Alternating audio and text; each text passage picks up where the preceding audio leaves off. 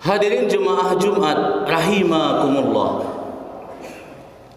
Pada kesempatan yang berbahagia ini, tidak bosan-bosannya khatib selalu mengingatkan kita semua, terutama diri khatib sendiri, untuk senantiasa meningkatkan keimanan dan ketakwaan kita kepada Allah Subhanahu wa taala dengan cara menjalankan segala perintahnya dan menjauhi segala larangannya.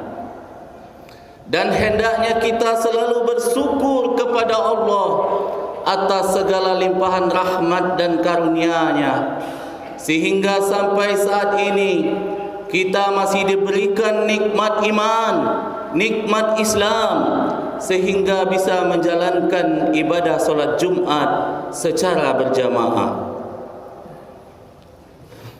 Salawat beriring salam kita kirimkan kepada junjungan kita, pemimpin revolusi Islam sedunia, yakni Nabi besar Muhammad sallallahu alaihi wasallam, sang pendidik yang agung yang telah mendidik generasi hebat dan generasi istimewa.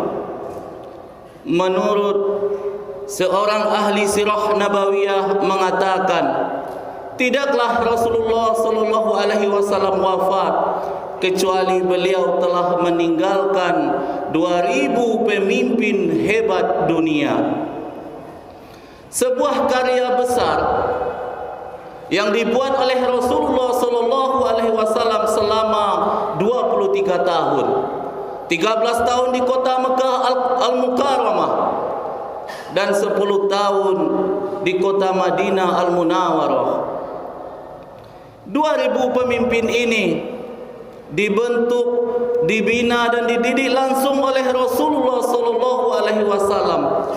Dipersiapkan bukan hanya sekedar memimpin Arab saja, bukan sekedar memimpin jazirah Arab saja, tapi dipersiapkan justru untuk memimpin seluruh penjuru dunia, mengembalikan cahaya Allah di muka buminya. Wa ma arsalnaka illa rahmatan lil alamin, dan tidaklah engkau kami utus ya Muhammad, kata Allah, kecuali menjadi rahmat bagi sekalian alam. Prestasi yang sangat luar biasa yang tidak bisa dibandingkan dengan manusia manapun di muka bumi ini, apalagi dibandingkan dengan umat zaman sekarang. Tapi setidaknya kita baru paham, kita baru mengerti bahwa kualitas keberhasilan seorang pemimpin dilihat setelah kepemimpinannya, berapa banyak pemimpin baru yang lahir setelah itu. Hadirin jemaah Jumat rahimakumullah, setiap tahun kita memperingati hari kelahiran Rasulullah sallallahu alaihi wasallam yang kita kenal dengan Maulid Nabi Muhammad sallallahu alaihi wasallam. Banyak sudah kita mendengar kisahnya, perjalanan hidupnya. Kita tahu dia adalah Rasul utusan Allah, tapi yang lebih dahsyat, lebih hebat dari itu, bagaimana setelah kepemimpinannya dakwah ini bisa menyebar ke seluruh penjuru dunia. Wajarlah seorang tokoh, bukan tokoh Islam, bukan tokoh Muslim, justru tokoh Nasrani yang bernama Michael Hart, dalam bukunya 100 orang yang berpengaruh dalam sejarah, dan buku ini pun sempat menjadi bestseller, menjadikan Muhammad sebagai nomor 1 orang yang berpengaruh di dunia. Hadirin jemaah Jumat rahimakumullah, makanya dalam khutbah yang singkat ini kita membahas sedikit bagaimana kepemimpinan Rasulullah sallallahu alaihi wasallam. Yang pertama, Rasulullah merupakan seorang pemimpin yang visioner, yang memiliki arah pandang yang jelas ke depan. Setiap tindakannya selalu sesuai dengan arah visinya. Setiap berjalan selalu ada tujuan. Setiap melangkah ada sasarannya. tidak ada yang dia lakukan sia-sia. Dia tahu kemana arah visinya, kemana umat ini mau ia bawa. Ibarat seorang sopir mobil yang mengendarai sebuah mobil, di dalam mobil tersebut banyak penumpangnya. Ketika ia bawa kepada keselamatan, maka selamatlah seluruh penumpangnya. Tapi jika ia bawa ke dalam jurang kehancuran, maka kehancuran pun akan menimpa mereka. Dan Rasulullah mengerti dengan itu. Inilah salah satu visi yang luar biasa yang dimiliki oleh Rasulullah sallallahu alaihi wasallam. Kalau kita melihat dalam sejarah bagaimana Rasulullah menggambarkan, menceritakan visinya kepada para sahabatnya dalam keadaan apapun, bagaimanapun kondisinya. Kita tahu dulu pernah terjadi perang Khandaq di Madinah. Keadaan umat Islam saat itu terdesak. Kaum kafir dan kaum munafik bersatu ingin menghancurkan umat Islam. Saat itu strategi yang dipakai oleh Rasulullah beserta para sahabatnya membuat parit sepanjang kota Madinah. Padahal kondisi yang sangat boleh dikatakan tragis seperti itu, Rasulullah saat menggali parit masih sempat-sempatnya mengabarkan visinya kepada para sahabatnya, kepada umatnya. Imperium besar, kata Rasulullah, seperti kota Persia, kota Romawi akan takluk di tangan umat Islam. Bagi kita orang awam, tentu ini adalah sesuatu hal yang aneh.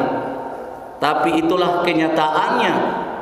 Tidak lama setelah itu, walaupun Rasulullah wafat dan Persia Romawi pun mulai takluk di tangan umat Islam di zaman Khalifah Rasyidin.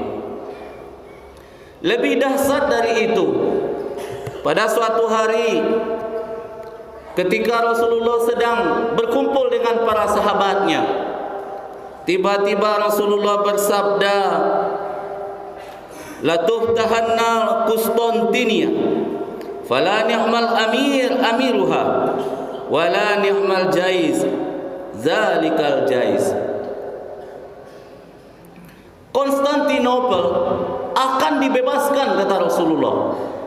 Sebaik-baik pemimpin adalah pemimpinnya, dan sebaik-baik pasukan adalah pasukannya. Hadis riwayat Ahmad.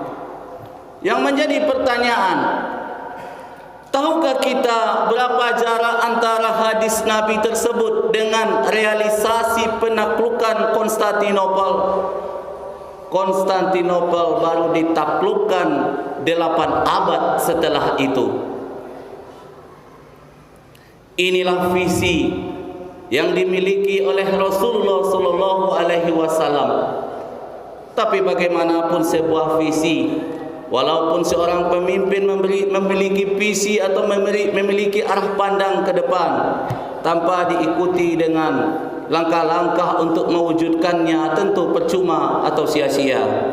Tapi yang pasti, ketika terjadi perang Badar, di saat perang Badar, di saat tawanan perang akan dibebaskan dengan tuntutan,